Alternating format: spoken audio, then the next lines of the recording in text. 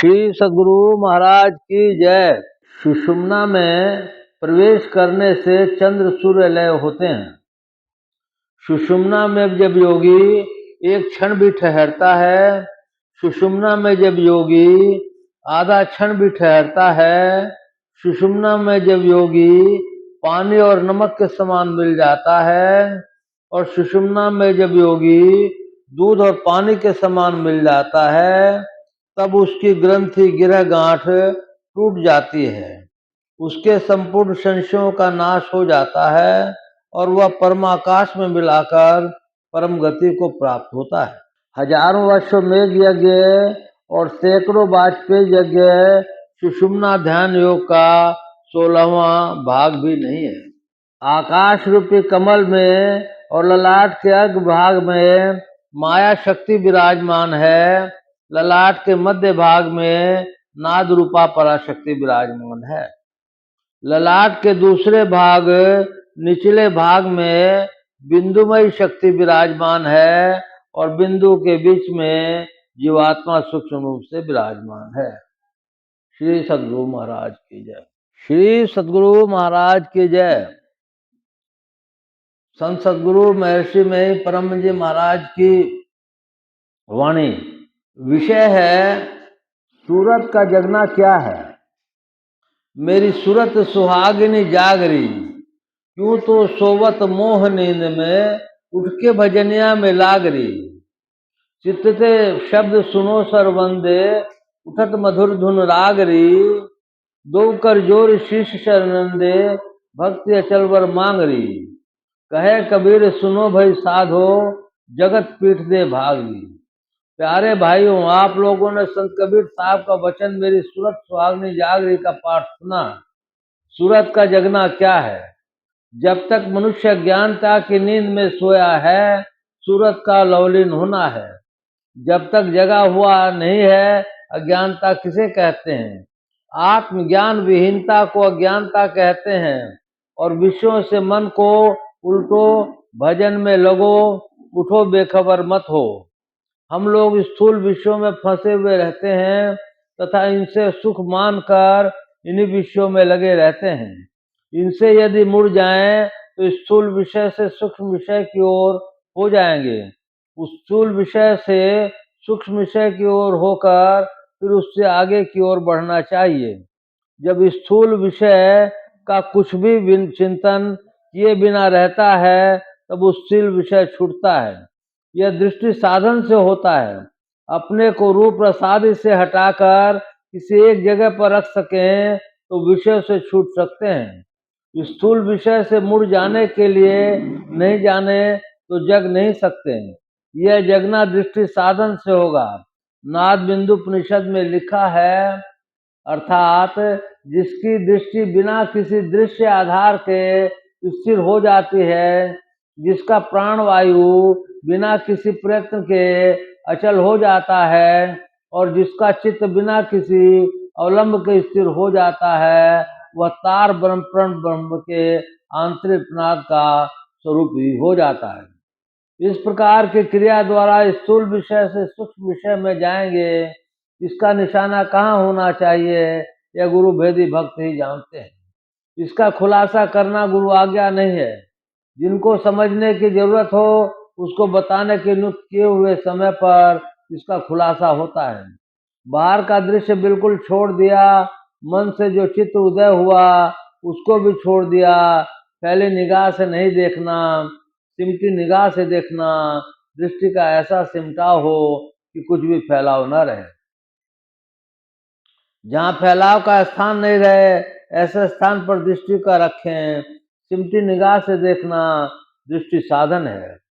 इस साधन से स्थूल दृश्य से तथा स्थूल विषय से मुड़िएगा, यही पहला जगना होगा।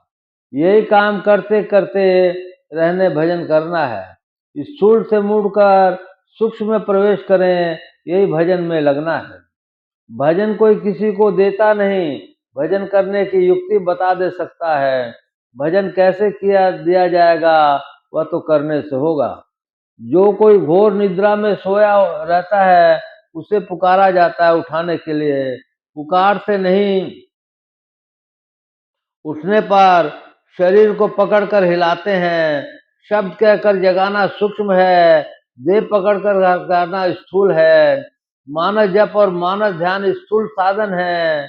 इन दोनों सीढ़ियों पर स्थिर होकर आप अपनी परीक्षा आप करें कि कितनी देर तक एकाग्र मन से जाप करते हैं। मैं तो कहता हूँ कि 2 मिनट भी ऐसा जप करें कि जप है और आप हैं, तो मैं कहूँगा कि बहुत अच्छा करते हैं। जो मानस जप ठीक से करते हैं उनसे मानस ध्यान भी ठीक ठीक होता है। मानस ध्यान ऐसा होना चाहिए कि हूबहू देख लिया जाए। परम श्रद्धेय बाबा देवी साहब ने एक दिन मुझसे पूछने की कृपा की, क्या तुम मानस ध्यान में रूप हूबहू निकाल लेते हो? मैंने कहा जी हाँ, धुंधला दिखाई देता है। इस बात पर बाबा साहब ने कहा, मैंने मानस ध्यान किया और हूबहू निकाल लिया है। तो इस प्रकार दोनों सीढ़ियों पर मजबूत होने पर विशेष युक्ति द्वारा बिना दृश्य आधार के दृष्टि स्थिर हो जाती है, तब बिंदु का उदय होता है। इसके दर्शन करने वाले स्थूल जगत से सांवले गौर आदि सब रूपों को भूल जाते हैं। यहाँ तक देह डुला कर जगाना है। अब आगे पुकारने की बात आती है, किंतु यहाँ विघ्न है। यहाँ आज्ञा चक्र में पुकार आती है और तब रिद्धि सिद्धि प्रेरणा करने लगती है। इससे यदि बच जाएं तो यहाँ यहाँ क्या आवेगा। बीजाक्षरम परम बिंदु नादो तस्व परिस्थितम स शब्द चाक्षरे क्षीण शब्दम परमम पदम। अर्थात बिंदु के ऊपर नाद होगा। यथार्थता यहाँ नाद तो है ही है, किंतु पकड़ नहीं सकते। पुकार का शब्द यहीं से है। ईश्वर पुकारता है, आदमी क्या पुकारेगा। है आ रही दूर से सदा तेरे बुलाने के लिए, आदि से और आवाज तुमको बुलाने के लिए आ रही है। अपने मित्र की खोज में क्यों भटक रहे हो? उसके पास जाने के लिए सुषुम्ना में रास्ता है। दृष्टि साधन से सुषुम्ना में जा सकते हो। उस शब्द को बाहर के कान से नहीं, भीतर के कान से, सूरत के कान से सुनते हैं। कुछ तीनों बंद लगाए देखे, सुनी धरी ध्वनि धरी धारा, चलिए शब्द में खिंचत बजत जो विविध प्रकारा, झिंगुर का झनकार भंवर गुंजार हो, अरे हारे में ही घंट शंख शहनाद आदि ध्वनिधार हो। आगे शून्य समाधि नाद ही नाद की, लय संत का दास जाय सुधि आद की। मीठी मुरली सुने तुरत के कान से, अरे हारे में ही ब्रह्म कोतुअल होए गणित के ध्यान से। कुछ दिन अभ्यास करने के बाद शब्द खुल जाएगा। यह अनुपम शब्द परमात्मा के पास ले जाने के लिए होता है। यही पूरा जगना है। चित्त से शब्द सुनो सरवंदे, उठत मधुर धुन राग री, यह कहाँ प्राप्त होगा। इसके लिए कहा है, दोकर जोर शीश नंदे, भक्ति अचलवर मांग री। यहाँ चरण कहने से स्थूल मूर्ति आ जाती है, किंतु यहाँ गुरु चरणों को शीश पर लेने का तात्पर्य है आज्ञा चक्र में उसका ध्यान करना। इसलिए यहाँ कर का अर्थ किरण लेंगे। दोनों किरणों को जोड़कर भक्ति का वर मांगो। संत तुलसी साहब ने कहा है, और वो एक गुप्त मत सबई कहूं कर जोर, शंकर भजन बिना नर भक्ति न पावे मोर। अर्थात मैं सबको एक और गुप्त विचार बताता हूँ, वह यह है कि किरणों चैतन्य वृत्तियों सूरत की धारों को जोड़कर एकत्र करके कल्याण करने वाला भजन किए बिना कोई मेरी भक्ति नहीं पाता है। कर मतलब किरण, किरण मन प्रकाश रूप होनी चाहिए। शरीर में चैतन्य वृत्ति व सूरत की धार ज्ञानमय तथा प्रकाशमय है। अतएव इसी वृत्ति का धार को किरण मानना चाहिए। संसार की ओर पीठ देकर भाग जाओ। पीठ दिखाना कैसे होगा? कहीं भी जाओ संसार में रहना होगा। जब तक इंद्रियों के ज्ञान से ऊपर नहीं उठे तब तक संसार में रहना होगा। इंद्रियों के ज्ञान से ऊपर उठने पर जगत को पीठ देना होगा। जागृत स्वप्न तथा सुषुप्ति से परे तुरीय में चला जाए तो संसार की ओर पीठ हो जाएगी। सकल दृश्य निज उदर मेली सोवई निद्रा तज योगी। जब तक सूरत का सिमटाव नहीं होगा, जगत को पीठ देना नहीं होगा। सूरत को केंद्र में केंद्रित करने से जगत को पीठ देना होगा। वही वैरागी है तथा सन्यासी है। केवल घर छोड़ने से कोई वैरागी अथवा सन्यासी नहीं होता और न जगत को पीठ देना ही हो सकता है। इसके लिए दृष्टि साधन करके नादानुसंधान करें, तभी वह पूर्ण रूप से जगत पीठ दे भागरी होगा। बोलिए प्रेम से श्री सद्गुरु महाराज की जय। अब मैं पूज्य बाबा से निवेदन करूंगा कि पढ़े हुओं का शब्दार्थ हम जीवों को समझाने का कृपा करें। श्री सद्गुरु महाराज की जय। खंडानंद बोधाय शिष्य संतापहारिणे सच्चिदानंद रूपाय तस्मै श्री गुरुवे नमः। मंगल मूर्ति सतगुरु मिलवै सर्वोधार। मंगलमय मंगल करण बिनवा बारंबार। धन्य धन्य सतगुरु सुखदा महिमा कही न जाए।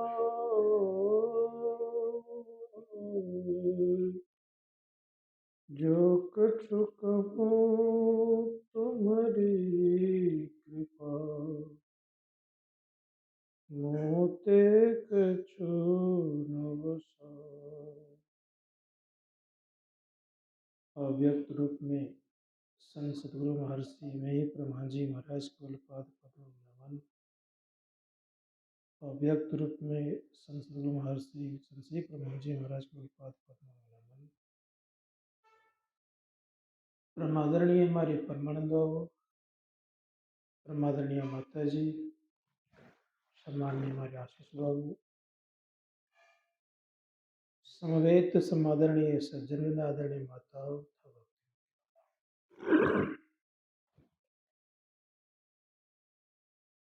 मनुष्य जीवन का सबसे अनमोल कार्य है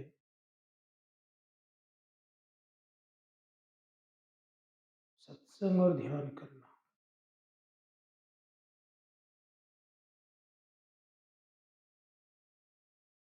इससे बड़ा और कोई मुख्य कार्य या विशेष काम नहीं हो सकता।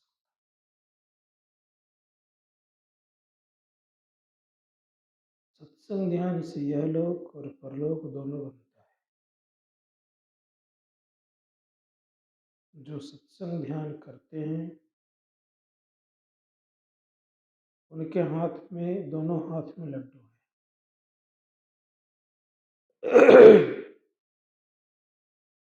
संसार भी सुखपूर्वक रहता है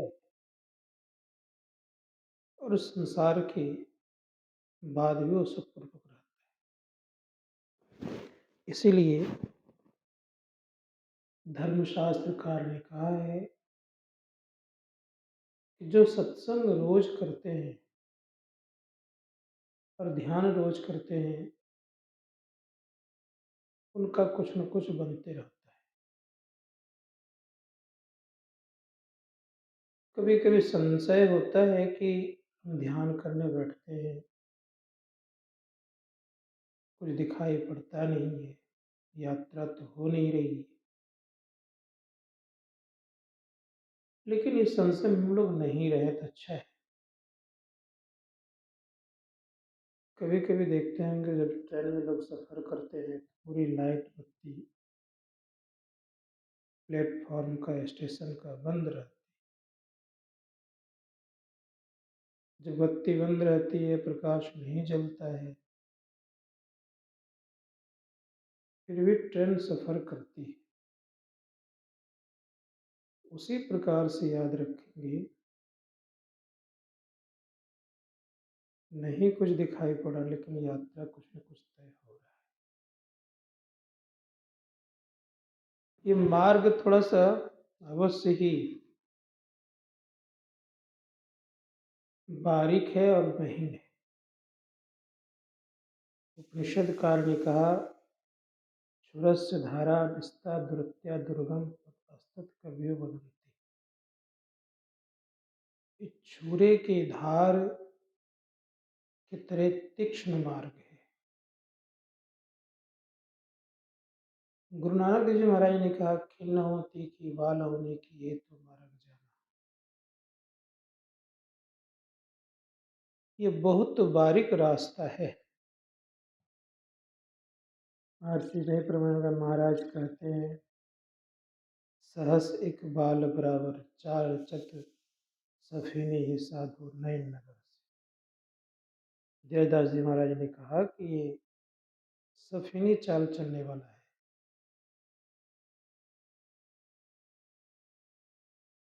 गोस्वामी तुलसीदास जी महाराज कहते हैं कि रास्ता कैसा है, कहते सफरी सन्मुख जल प्रवाह सुर सरी बहे गज भारी।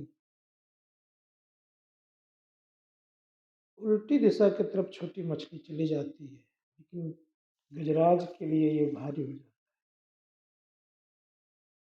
कठिन हो जाता है। संत महात्मा गणों ने कहा कि इस रास्ते पर चलने के लिए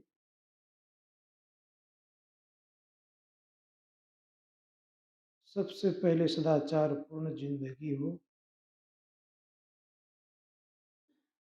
तत्पश्चात बहुत वैराग युक्त जिंदगी हो तो ठीक ठीक वो चल जाए। जो भयभीत होता है इस मार्ग पर नहीं चल। निर्भय का ये रास्ता है और निर्भय एक दिन बनाता है।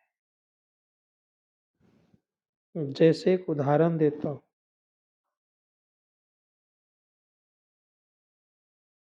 दोनों तरफ खाई हो, हजारों फीट की खाई हो, पतली सा रास्ता हो,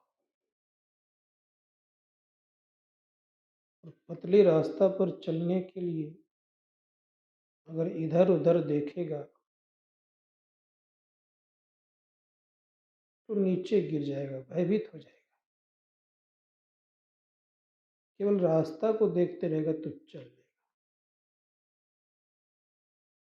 पुस्तक में मैंने पढ़ा था कि रस्सी पर चलने वाली एक लड़की थी, रस्सी पर चलती थी, नाच भी करती थी, भिन्न भिन्न तरह की कला भी दिखाती थी। बहुतों ने आश्चर्य किया कि रस्सी पर कैसे चल लेती, कैसे कला दिखा देती। उनमें से दो लड़की आई, उसने कहा कि वास्तव में आश्चर्य की बात है, जब तक रस्सी पर चलने वाली लड़की ने उन दोनों को नहीं देखा, नहीं देख पाई, तब तक तो ठीक से कला दिखाती रही। एक ने कहा कि कोई विशेष बात तो नहीं है, दूसरे ने कहा हाँ हाँ विशेष बात नहीं है। जैसे उसके तरफ ध्यान गया तो जमीन पर गिर गया। ठीक उसी प्रकार से याद रखेंगे कि जैसे ही संसार की तरफ ध्यान होता है तो हम साधना में परिणत नहीं हो पाते, आगे नहीं बढ़ पाते। लेकिन जब एक लक्ष्य रहता है तब हम साधना पर साधना कर सकते हैं और चल पाते हैं। इसीलिए प्रयास करना चाहिए कि एक ही रास्ते पर चलते रहें। धर्मशास्त्रकार ने कहा कि जो एक रास्ते पर चलते रहेगा उनका बनेगा। रास्ता क्या का रास्ता है, सुखमना होकर के चलना। इसलिए गुरुदेव कहते हैं जो सुखमना होकर के चलते हैं तो आँख से नीचे वाले भाग को दुखमनिया कहा और आँख से ऊपर वाले भाग को सुखमनिया कहा। जो साधक आँख से ऊपर उठते हैं उसे सुख लगना प्रारंभ हो जाता है। गुरु महाराज के प्रवचन में कहीं है, शायद सत्संग सुधा भाग 1 या 2 में होगा, उसमें उन्होंने लिखा है कि जो साधक पिंड से ब्रह्मांड में प्रवेश करता है और फिर ब्रह्मांड के परे की बातों को जान जाता है, ब्रह्मांड के परे के शब्दों को पकड़ लेता है, तो जैसा शब्द होता है वैसा ही बन जाता है। ब्रह्मांड के परे का शब्द है परमपिता परमात्मा का, तो परमात्मा का शब्द सुन करके परमात्मा बन जाता है। इसीलिए धर्मशास्त्रकार कहते हैं उलटिए। उलटना कैसे होगा? हम लोगों के जीवन में संसार की तरफ जो देखते सुनते रहते हैं, इसको उलटना नहीं कहते। ये हम लोग उल्टे दिशा की तरफ चल रहे हैं। संसार का रास्ता एक तरह से उल्टा है और अपने अंदर में प्रकाश है। तो प्रकाश की तरफ चलेंगे तो वो उल्टा रास्ता होगा। संत कबीर साहब ने कहा है, पश्चिम में है प्रकाश, दक्षिण में है शब्द और उत्तर में है निशब्द। नक्शा भी आप देखते हैं रखता है तो ऊपर रहता है उत्तर, नीचे होता है आपका दक्षिण, पूरब, पश्चिम, ऐसे कुछ है। तो संत महात्मागण कहते हैं कि एक पुस्तक है उसमें दिया है, उत्तर को निर्वाण कहा गया है जहाँ शब्द नहीं है, दक्षिण को शब्द कहा गया है और पश्चिम को प्रकाश कहा गया है और पूरब को अंधकार कहा। तो पूरब में हम लोग अभी हैं, अंधकार में हैं, तो पूरब से पश्चिम में जाएंगे तो पश्चिम कहाँ से प्रारंभ हो जाएगा?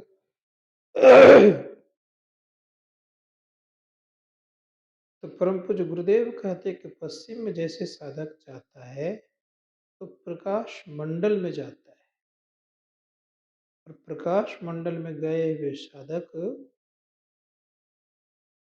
को सुख भी लगता है और दुख से धीरे धीरे वो मुक्त होता है। परिणाम क्या होता है तो बताते हैं कि घट घट दीपक बरय लखै नहीं अंध है, लखत लखत लखी पड़े कटे जम। प्रकाश मंडल में जाने से संत महात्मा कहते हैं कि उनके अंदर में प्रकाश होगा, दीपक जलेगा और वो जम के फंदे से कटेगा, जम के फंदे से हटते जाएगा। इसी को संत महात्मा गणों ने कहा है कि जब तक आप जड़ मंडल में हैं, जड़ मंडल 4 है, स्थूल, सूक्ष्म, कारण और महाकारण, चारों जड़ मंडल के साथ रहते हैं, तो संत महात्मा गणों ने कहा कि चारों जड़ मंडल के साथ रहने के कारण अपना ज्ञान नहीं होता है। रहते कहाँ है? कहा अपरा प्रकृति में, जड़ मंडल में, जड़ प्रकृति में हम लोग रहते हैं। अपना ज्ञान नहीं होता है और अपना ज्ञान नहीं होता है तो संत महात्मा गण कहते हैं कि उनके अंदर की जो विषय वासना है वो मुक्त उससे नहीं हो पाता, छूट नहीं पाता। इसीलिए बड़े प्रेम से कहा कि इससे ऊपर उठने का प्रयास करना चाहिए, अपना ज्ञान करना चाहिए। और अपना ज्ञान करने के लिए गोस्वामी जी महाराज कहते हैं कि जगिए, मोह निशा सब शोभनिहारा, देखें सपन अनेक प्रकारा, यही जग जामिनी जागहि जोगी, परमारथी प्रपंच वियोगी। कहते हैं, जगिए, संसार का जगने से उत्तम जगना है परमार्थ का, अर्थात अपने को उल्टाए तो जगना प्रारंभ हो गया। संत महात्मा गण कहते हैं, कब जग जाएंगे? का यही जग जामिनी जागहि जोगी, परमारथी प्रपंच वियोगी। जोगी बन करके ही जगना पड़ेगा, दूसरा कोई उपाय नहीं। जब जग जाएंगे तो क्या होगा? जानिए जीव तब ही जग जागा, जब सब विषय विलास विरागा। उनके अंदर की सारी विलासता पूर्ण जो स्थिति बनी रहती थी, विषय की चाहना बनी रहती थी, वो खत्म। इसलिए कहा कि जानिए, दरिया साहब ने कहा कि संसार में कौन जगह है? कहा, जो व्यक्ति संसार की तरफ रुख करके सोया है, वह व्यक्ति जगा हुआ नहीं है। तब तो कहा दरिया साहब ने कि वो जगा हुआ तब हो सकता है जब ब्रह्म की तरफ रुख करेगा। कहा, माया मुख जगह सबे सो सोता कर जान, दरिया जागे ब्रह्म दिसी सो जागा। लेकिन एक खासियत बात यह है कि जीव सदा अमर अमर अमर अविनाशी है, जीव मरता नहीं। वैदिक सिद्धांत कहता है कि जीव मरता नहीं है, जीव शाश्वत है और परमात्मा भी शाश्वत है। इसी आधार पर अगर विचार करके देखेंगे तो संत कबीर साहब ने इसी को पुष्टि करते हुए कहा है कि मेरी सूरत सुहागिनी जागरी, क्यों तू सोबत मोह निंद्र, उठ के भजन यम लागे। हम लोग शरीर में आ गए हैं, शरीर में आने से भिन्न भिन्न प्रकार का मोह हो गया है, और मोह दुख का कारण होता है। इसी मोह के चलते हम लोग नाना प्रकार के कार्य करते हैं, और ये भी स्थिति हमारी बनती है कि मोह के कारण दुख भी पाते हैं, फिर भी इसी में हम लोग रहते हैं। और सोया हुआ हमारा जिंदगी कहाँ है? तो कहा मोह में ही है। इसीलिए कहा, मोह निशा सब शोभनिहारा, देखें सपन अनेक प्रकार। अनेक प्रकार का स्वप्न देखते हैं, यही जग जामिनी जागहि जोगी, परमारथी प्रपंच वियोगी। तो कह रहे हैं कि अनेक प्रकार के स्वप्न भी देखते हैं, तो जोगी बनेंगे तो जगेंगे, परमार्थी प्रपंच वियोगी होंगे। परमार्थी तो बनेंगे और प्रपंच के वियोगी त्यागी होंगे। प्रपंच आपके जीवन में नहीं रहेगा। इसलिए संत महात्मा गण कहते हैं, जगिए। अब उधर कहा कि जगेंगे तो क्या होगा? कबीर साहब ने कहा, दो कर जोड़ी शीश चरणन दे, भक्ति अचल बर्मा। दोनों किरणें जुटेगी, परिणाम ये होगा, दो कर जोड़ी शीश चरणन दे। शीश चरण से तात्पर्य है कि अहंकार खत्म उनके हो गए। जिनके अहंकार खत्म हो गए तो भक्ति का ही अचल बर मांग लेते हैं। का भक्ति अचल बर मांग रही, कहे कबीर सुनो भाई साधु, जगत पीठ दे भाग।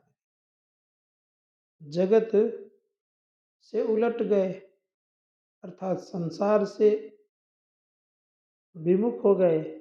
जब संसार से विमुख होते हैं, संत महात्मा गण कहते हैं, तब संसार का सुख पीछा करता है। पहले सुख पीछा नहीं करता है, संसार का सुख के लिए फिर मेहनत करना पड़ता है। जब संसार से विमुख होते हैं तब संसार का सुख पीछा करता है। नाना प्रकार की सुविधाएं प्राप्त होने लग जाते हैं, यहाँ तक असिद्धियाँ भी आपका पीछा करना प्रारंभ करता है। उलटते हैं तब। अभी हम लोग के पास कोई सिद्धियाँ नहीं है। कारण क्या है? कारण यह है कि हम लोग चाहते हैं कि मिले, तो स्वाभाविक से ये संसार का नियम, जिस चीज़ को चाहेंगे वो दूर हमसे भागते हैं।